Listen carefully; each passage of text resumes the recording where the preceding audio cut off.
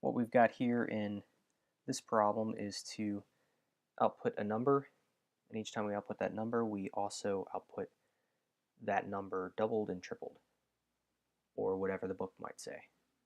And we've got a max amount of numbers we're going to go through, 12, and the book might have something different. So make sure you check all these. So our pseudocode here, we've got declarations. These are just headings because I want everything to look nice. And I've got a constant here for the max number of numbers we're going to output. And then we've got a variable for the number, when that number is doubled and when that number is tripled. Then we've got a for loop to output everything.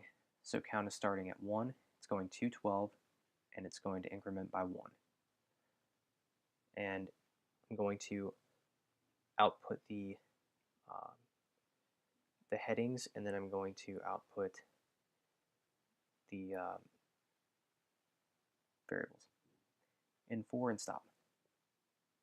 And so that's pretty simple there. Let's go over here to the flowchart. Start, declarations,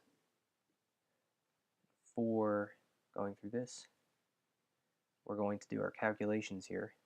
So inside the for loop, its doubled value is whatever the a happens to be in that cycle through the for loop times 2.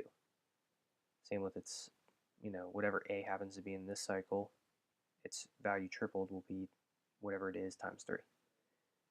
Headers, output the answers, and stop. So it's pretty easy there. Let's go ahead and I'll make note of the code up here. I'm just using this to make everything spaced nicely with the headers and line all the the answers up underneath of it nicely as well. So this does not have any inputs as well, and check this out. So number doubled, tripled, so 2 times 2 is 4 times 3 is 6. Everything looks nice. The only thing I might have done differently, actually, now that I think about it, is, and you can adjust this in the pseudocode in the flowchart, you would just pull this output headers. Where's that? Here we go. Let's do that. You might want to do something like this. And let's see this run. So then it's not like every line number doubled, tripled.